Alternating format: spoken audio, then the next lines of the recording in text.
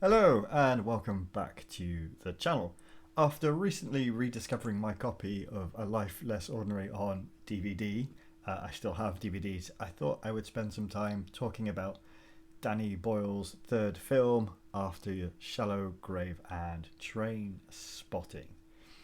It's quite a chaotic freewheeling enterprise.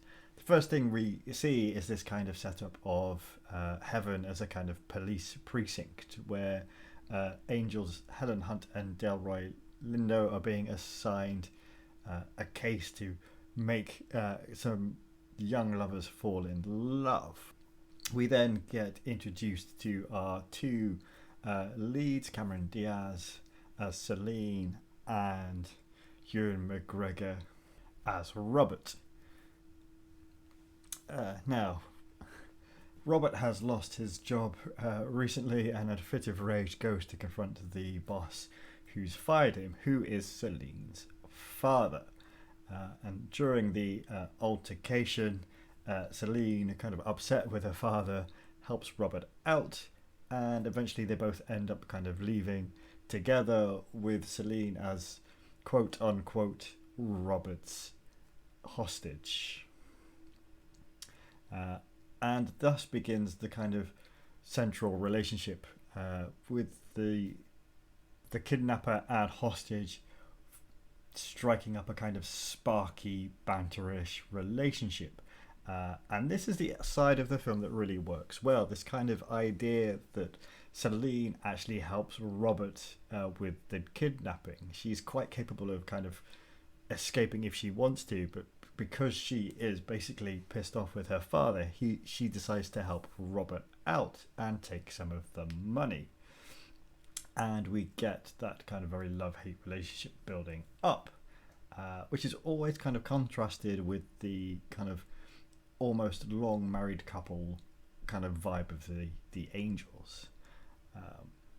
But it's the kind of charm of the two leads that carries most of the film, and they have quite a good chemistry between each other.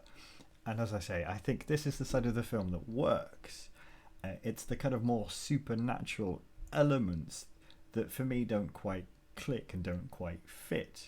And that's because the kind of motivations of the angel characters get a bit muddied and a bit unclear. They've been told that they have to succeed this time because their last kind of string of setups have ended up in failed relationships and divorces and things like that. And if they fail, they're not going to be allowed to come back to heaven.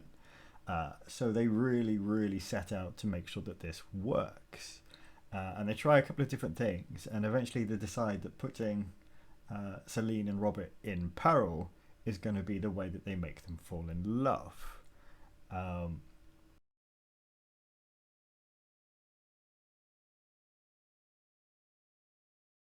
Now, this kind of supernatural side of it is kind of muddied when we have sequences like we do in the bar, where a kind of song and dance karaoke number actually ends up becoming like a full blown costumed dance routine.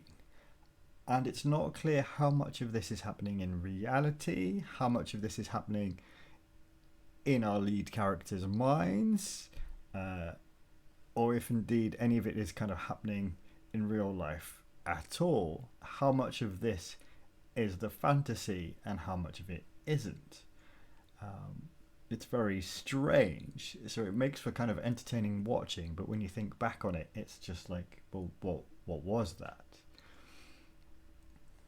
And how does it really fit together? And this is the kind of chaotic nature of the entire film, as more and more of these kind of elements kind of seep their way in and kind of add to the kind of 90s almost crime comedy drama, quirks that we've already got going on.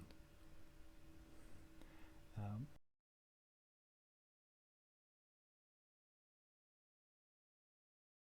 there is some lovely cinematography, it has to be said, with Boyle obviously kind of loving the fact that he's getting to film outside of Scotland for the first time on a major project.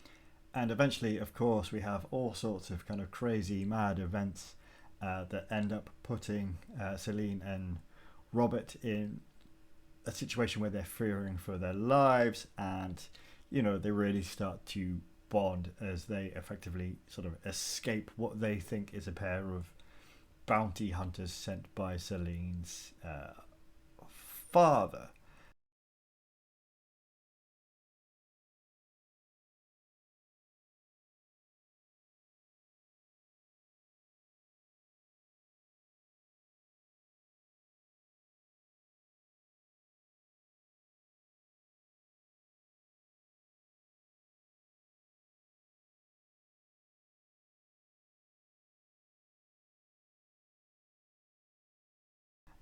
And off the back of this kind of deteriorating relationship between her and her father, when she finds that she's been monetarily cut off, uh, Celine's kind of madness, and she's been presented from the start as being slightly off the wall, kind of gets to the point where she decides just to rob a bank offhand.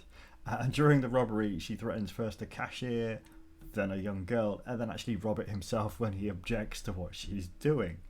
Uh, and we get the kiss, but once you see the saliva, you'll never get past it. Then we have the moment where Robert is shot, and it's down to Celine to save him. And this sort of section involves kind of a bit of a side plot that eventually builds up into the pair kind of drifting apart again.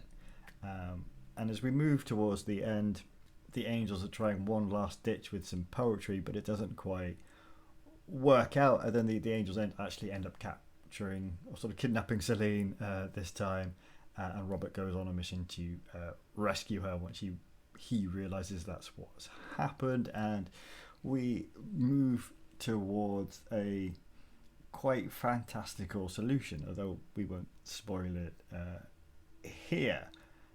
But it all comes down to this concept of the power of love being enough to save everybody. It is a strange film overall, but what is really excellent and really places it in its time period is its soundtrack.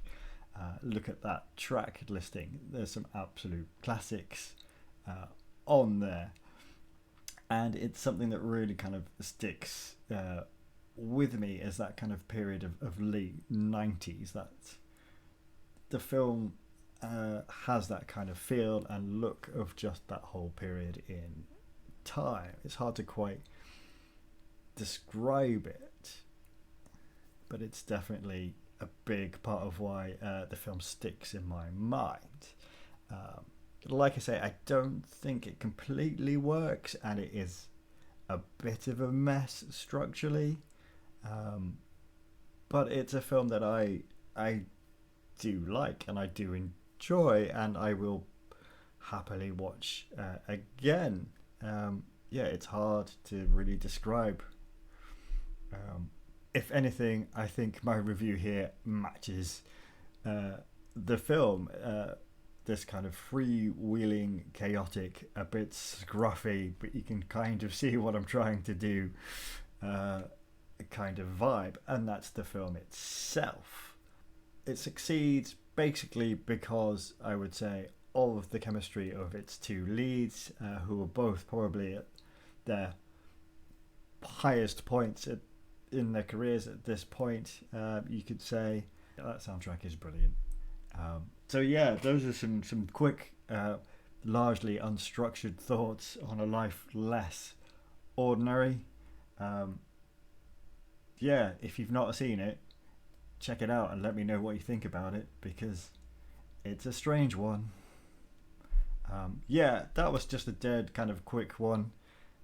I'll catch you again soon.